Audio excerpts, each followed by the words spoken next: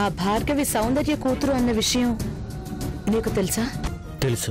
నీకు న్యాయం జరగాలి అంటే ఏం చేయాలో అది చెయ్యి, అంతేకాని ఇలా హంగామా సృష్టించడం కరెక్ట్ కాదు. ఎక్కడికి వెళ్ళా జయంతి? బ్యాంకుకి వెళ్తున్నానండి.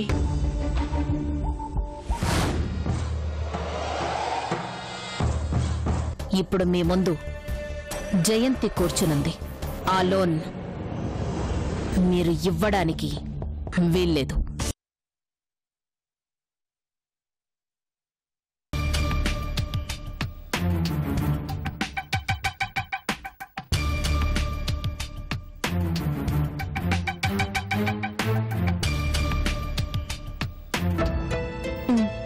ఇదిగోండి సార్, వీలైనంత తొందరగా వచ్చేలా చూడండి సార్. మేడం అది చెప్పండి. ₹1,00,00,000 కదా మేడం, షూరిటీ కావాల్సి వస్తుంది. ఇందాక ఎవరు అవసరం లేదు అన్నారు. అది ఇప్పుడే హెడ్ ఆఫీస్తో మాట్లాడాను మేడం, అంత అమౌంట్ కుదరదంటున్నారు. మీరు షూరిటీ తీసుకురండి, మిగతా పని నేను పూర్తి చేస్తాను.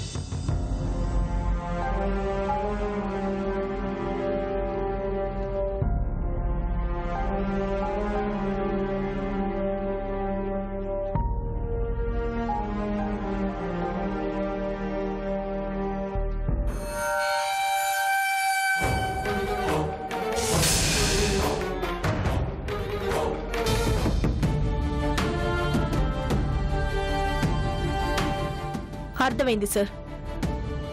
10 నిమిషాల ముందు లేని రూల్స్ 10 నిమిషాల తర్వాత ఎలా మారిపోయాయో చాలా బాగా అర్థమైంది. డబ్బు చాలా గొప్పది సార్. అది మనల్ని ఎంత గొప్ప స్థాయికి తీసుకువెళ్తుందో ఆ స్థాయిలో కింద పడేస్తుంది కూడా.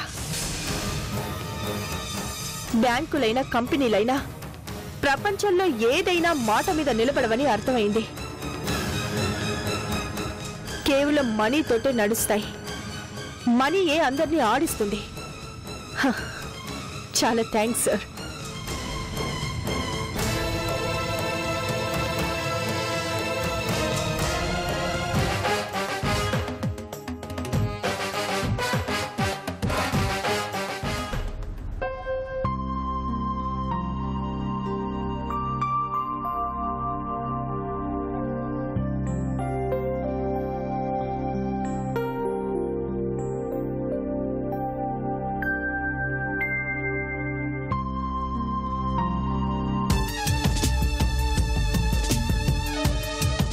ఏంటి మంగమ్మా, ఏం చేస్తున్నావు?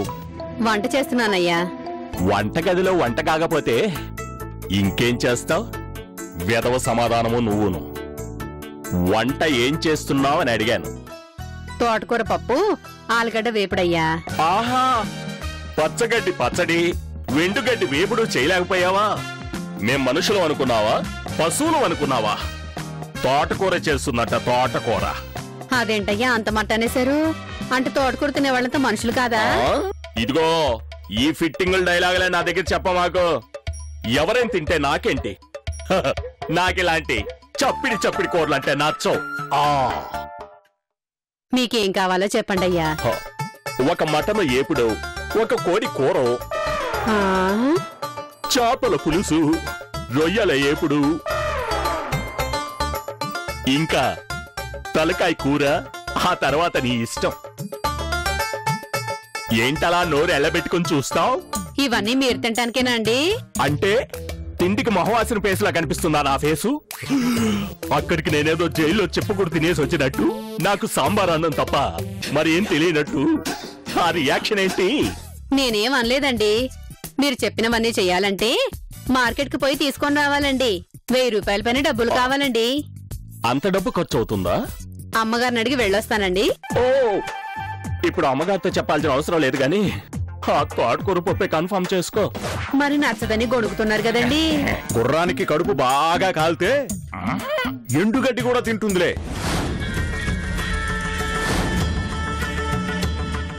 మేనేజరు, ఇదిగో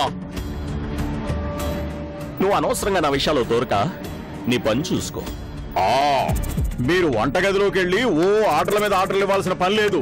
పెట్టింది తినాలి. ఆర్డర్ల మీద ఆర్డర్లు ఇస్తే డబ్బులు ఇవ్వాల్సింది నేను. ఏంటై పెద్ద అందరికి నీ డబ్బులు ఏదో పెడుతున్నట్టు? నా మేనకోడలు సొమ్మేగా. నీ డ్యూటీ డబ్బులు ఇవ్వడమే కానీ ఆరాలు తీయడం కాదు. అర్థమైందా? మహేంద్ర, ఏంటి గొడవ? చూడండి మేడం, మీ మామయ్య గారు నన్ను మేనేజర్ లా కాకుండా మరీ వాచ్మెన్ లా చూస్తున్నారు మేడం. లేకపోతే చూడమ్మా, ఏదో నోరు చెడిపోయి చక్కగా 4 కూరలు అండమని చెప్తుంటే వీడు సొమ్మేదో పోతున్నట్టు తెగ బాధపడిపోతున్నాడు. వీడి తీరు ఎలా ఉందంటే ముఖ్యమంత్రి హామీ ఇచ్చిన అధికారులు చేయి విదల్చినట్టుంది. అబ్బా, మీ గోల ఆపండి. మావయ్య, నీకు కావాల్సింది మంగమ్మకి చెప్పి ఆమె చేత వండించుకో. ఆ విషయం వదిలిపెట్టి ఆ లోన్ విషయం ఏం జరిగిందో అది చెప్పు ముందు.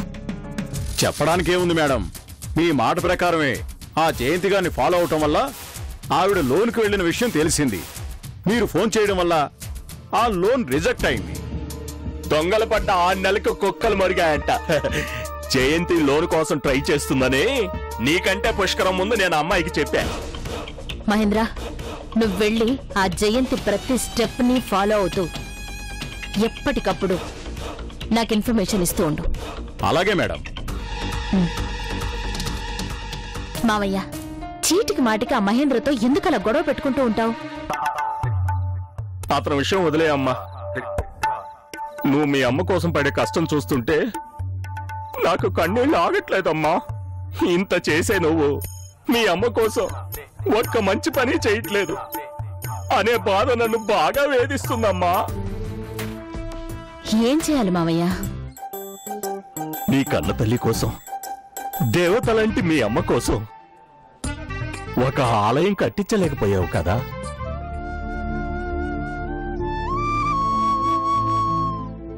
ఆలయమా? ఏ అమ్మా, ఒక సినిమా యాక్టర్ గుడి కట్టారు, ఓ ప్రధానమంత్రికి గుడి కట్టారు, ఒక క్రికెటర్ కి గుడి కట్టారు. మరి అమ్మ కోసం, మీ అమ్మ కోసం నువ్వు గుడి కట్టడంలో తప్పే ఉందమ్మా. నూకాలమ్మ గుడిలాగా సౌందర్యమ్మ గుడి కట్టిద్దాం. ఏమంటావమ్మా?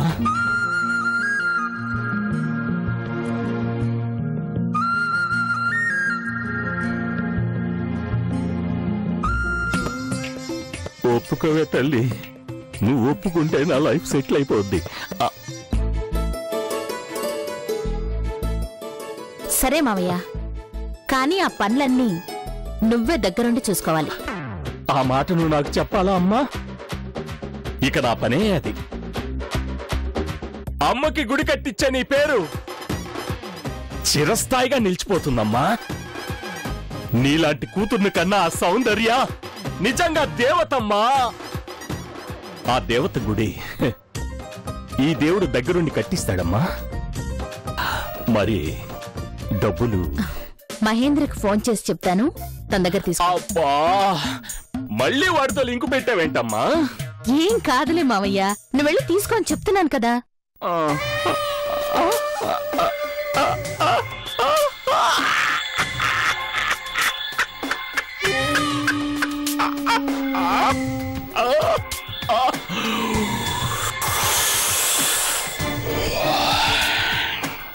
ఏదో ఒకటి వచ్చేంత వరకు నొక్కేయడమే.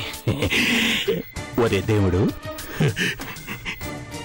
ఇంత దరిద్రమైన ఆలోచన నీ బుర్రకి ఎలా వచ్చిందిరా? బేష్, శబాష్ రా, శబాష్, శబాష్. రాజా, రాజా, ఏమైంది మొద్దు గారు? ఎందుకు కంగారు పడుతున్నారు? ఇందాక క్యాష్ డ్రా చేసి తీసుకొద్దామని బ్యాంక్ వెళ్ళాను. అక్కడ విషయం తెలిసింది. ఏంటది? ఆ బ్యాంక్ లో లోన్ కోసం మీ అత్తగారు ప్రయత్నించారట. బ్యాంక్ మేనేజర్ కూడా జయంత్ గారికి లోన్ ఇవ్వడానికి అన్ని ప్రిపేర్ చేశాడట. తీరా జయంత్ గారికి లోన్ ఇవ్వబోయే టైంకి ఎక్కడి నుంచో ఫోన్ వచ్చిందట. వెంటనే లోన్ ఇవ్వడానికి కుదరదని రిజెక్ట్ చేశాడట.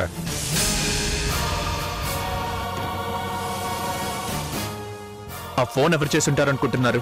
ఇంకెవరు? ఆ భార్గవే చేసుంటుంది. ఎగ్జాక్ట్లీ తనే. ఆవిడే 50 కోట్లు బ్యాంకులో డిపాజిట్ చేస్తానని చెప్పిందట. ఆ లోన్ రిజెక్ట్ చేయకపోతే డిపాజిట్ చేయను అని ఉంటుంది. లోన్ రిజెక్ట్ చేశారు. డబ్బాస్ చూపిస్తే ఎవరైనా మాట్లాడతారు కదా రాజా. అంటే ఆ భార్గవి ఇంకా వేటాడటం ఆపలేదు. ఆస్తులు లాక్కుంది. ఎక్కడో మహారాణిలా ఉండాల్సిన మనిషిని మామూలు స్థితికి తీసుకొచ్చింది. అయినా తన కక్ష తీరలేదా? రాజా, రక్తం రుచి తెలియనంత వరకు పులి బాగానే జీవిస్తుంది. ఒక్కసారి దాని రుచి తెలిసింది అంటే దానిలోనే మృగతత్వం మేల్కొంటుంది. మనిషిలో కోపం ఆవేశం ఉండొచ్చు కానీ అది పగ ప్రతీకారంగా మారి ఒక్కసారి విజయం సాధించిందంటే ఆ మనిషిలోని మృగతత్వం బయటకు వస్తుంది. ఇప్పుడు భార్గవి కూడా మనిషిలో ఆలోచించడం మానేసింది. మృగంలా వెంటాడుతుంది. అందుకే మీ అత్తయ్య మామయ్యని వేటాడుతుంది. ఆ వేట ఇంకెందరి ప్రాణాలు తీస్తుందో. అంత దూరం రానివ్వని మూర్తి గారు. ఇప్పటికే రాజశేఖరం గారిని పోగొట్టుకున్నాం. అది చాలు. మరో మనిషిని పోగొట్టుకోవడానికి సిద్ధంగా లేము. ఎక్కడికి పోయినా జయంతి గారికి ఇదే పరిస్థితి ఎదురవుతుంది రాజా.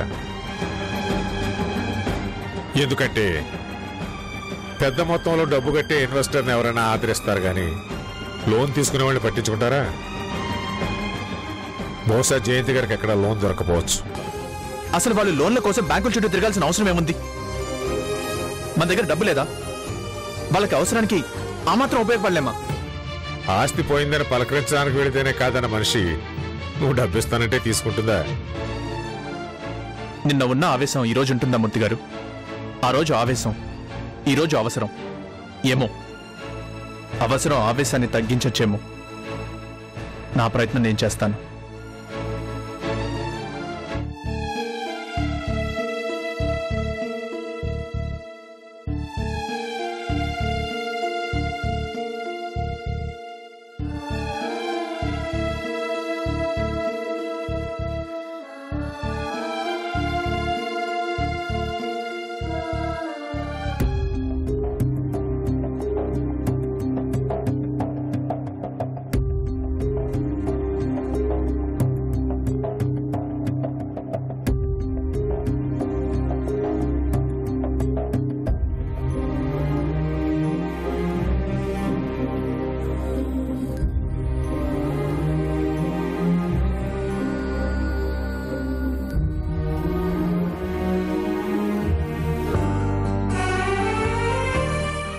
ఏంటి జయంతి, అసలు ఏమైంది?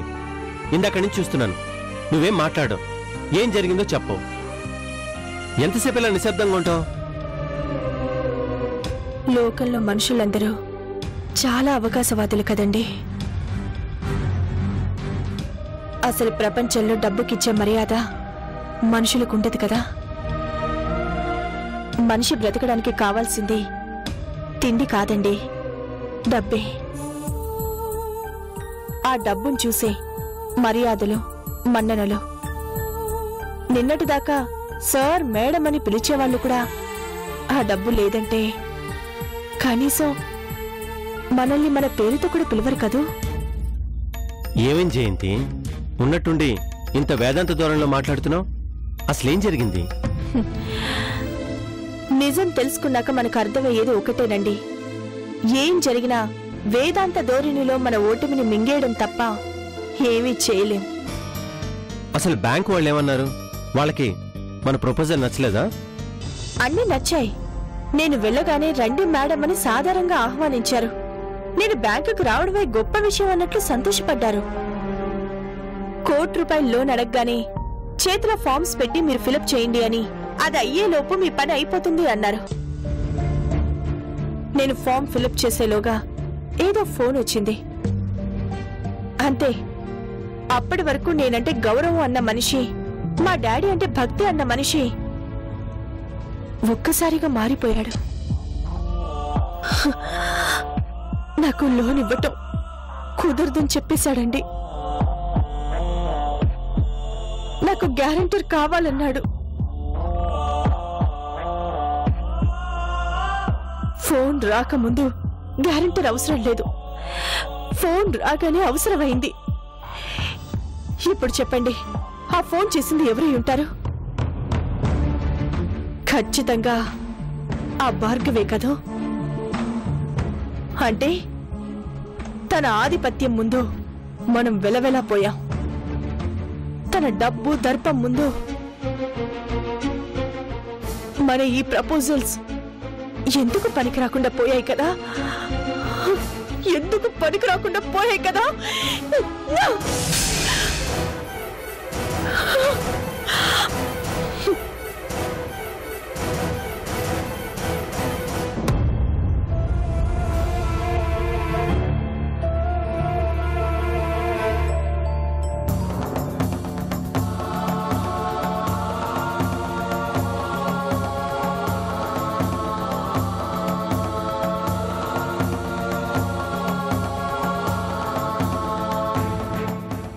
ఏంటంటే ఇది?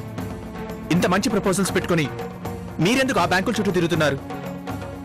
ఏ వాళ్ళు అప్పివ్వకపోతే మనం బిజినెస్ చేయలేమా?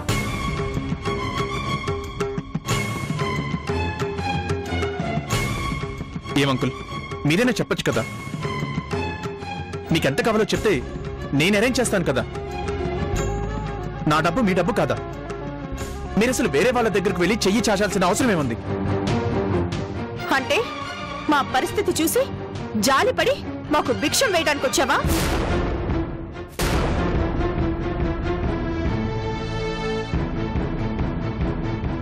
అదేంటమ్మా భిక్ష వేయడం ఏంటి? అంటే నన్ను కూడా పరాయిదాన్ని చేస్తున్నావా? చందు, దయచేసి ఈ విషయంలో నువ్వు ఇన్వాల్వ్ అవ్వద్దు. నీ భర్త చేసిన డ్యూయల్ రోల్ గురించి నీకు తెలుసో లేదో నాకు తెలీదు, కానీ నాకు మాత్రం ఈ నాటకాల్ని చూసి భరించే శక్తి లేదు.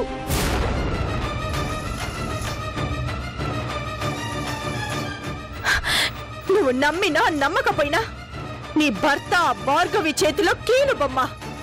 అది ఆడించినట్లు ఆడతాడు. అక్కడ నాకు రావాల్సిన లోన్ని ఒక్క ఫోన్ చేసి భార్గవి చెడగొట్టింది. ఇక్కడ నేనెంత బాధపడుతున్నానో చూసి రమ్మని పంపించింది. దానికి నా మీద సానుభూతి చూపిస్తున్నట్లు వచ్చాడు. లేదంటే నా మాట నమ్మండి. నిజంగా మీకు లోన్ రిజెక్ట్ అయిందన్న వార్త వినే వచ్చాను. నిజంగా మీకు సహాయం చేయడానికి వచ్చాను. అవసరం లేదు. నీ సాయం నాకు అవసరం లేదు. ఒకప్పుడు నా తండ్రి ఓకే అంటే నీకు రిజర్వ్ ఆయిల్ కాంట్రాక్ట్ వచ్చింది, గుర్తుందా? అది నా లెవెల్.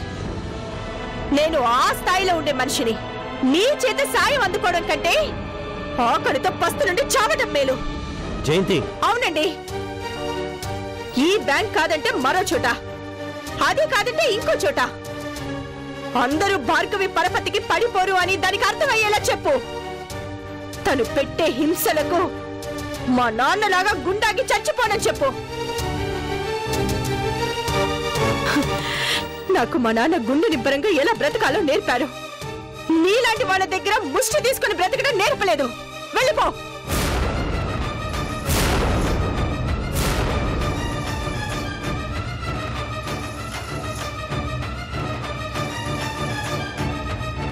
జయంతి, కాస్త నేను చెప్పేది విను. దయచేసి వాళ్ళని ఇక్కడి నుంచి పంపించేయండి. అతన్ని చూస్తుంటే మీకు మీ అల్లుడు గుర్తొస్తున్నాడేమో, కానీ నాకు మా నాన్నని చంపిన హంతకుడు గుర్తొస్తున్నాడు. పంపించేయండి. నేను ఇప్పుడు ఏం చెప్పినా మీకు అర్థం కాదు, వినిపించుకునే స్థితిలోనూ లేరు. కానీ ఒకటి మాత్రం నిజం, నేనెప్పుడూ మిమ్మల్ని పరాయి వాళ్ళు అనుకోలేదు. అది ఈ రోజు కాకపోయినా రేపైనా గుర్తిస్తే అంతే చాలు.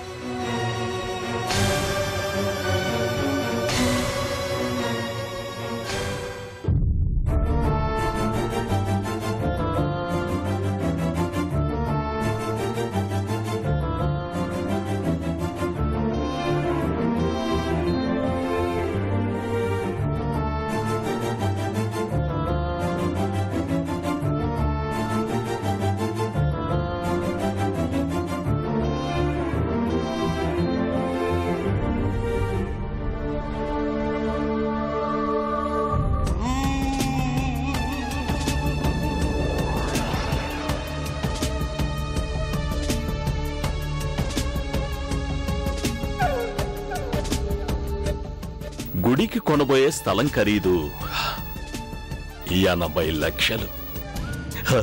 ఇందులో మన వాటా 50 లక్షలు. మరి దొరికిపోతామంటావరా దేవుడు? ఏం కాదులే, కార్నర్ బిట్టని కవర్ చేసేయచ్చు.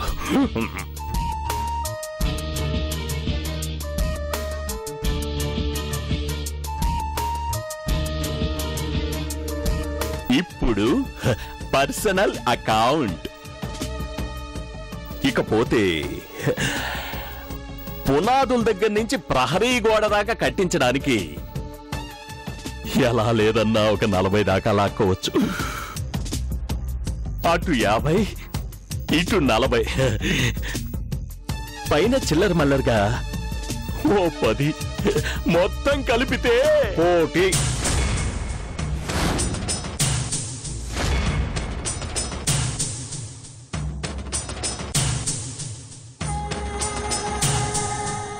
ఓయ్ నువ్వెప్పుడు వచ్చావు? పునాదులు కదిలించడానికి ముందే వచ్చా. గుడికే 1 మిగుతావా? ఏం మాట్లాడుతున్నావు? కోటి ఏంటి, మింగడం ఏంటి? అసలు నువ్వెవరితో మాట్లాడుతున్నావు అర్థమవుతుందా? నేను దేవుడు మావని. నువ్వు దేవుడు మావయ్య కాదురా, ఈ ఇంటికి పట్టిన దెయ్యానివి. ఇదిగో, నోటికి ఎంత వస్తే అంత వాగేస్తున్నావు. నాకు గనక కోపం వచ్చిందంటేనా ఏం చేస్తారా? పేరు దేవుడు కదా, బూతులు రావని అనుకుంటున్నావేమో. ఒక్కసారి పంచాంగం విప్పానంటే ప్రాణం పోద్ది, జాగ్రత్త. రే, నువ్వు ఇంట్లో అడుగు పెట్టినప్పుడే అనుకున్నాను రా నువ్వు పక్క బూతుగాడివని. నువ్విక్కడ ఒక్క నిమిషం కూడా ఉండడానికి వీల్లేదు. You are dismiss. వెళ్ళిపో ఇక్కడి నుంచి. నన్ను డిస్మిస్ చేయటం నీ వల్ల కాదు. నాకు కాలిందంటే నీ బండారం బయట పెడతాను. ఏది ఇమ్మంటుంటే ఆగు.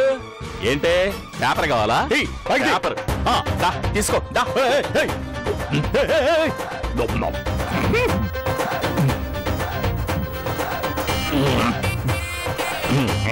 అసలు నువ్వు మనిషివేనా? అలా మింగేశావేంటి? నేను మనిషిని కాదు నాయనా, దేవుణ్ణి. ఎగసగాల వేస్తే నిన్ను కూడా ఇలానే కరకరా నవ్వులేసి మింగేస్తా. నిన్ను అమ్మాయి వచ్చింది చూడు.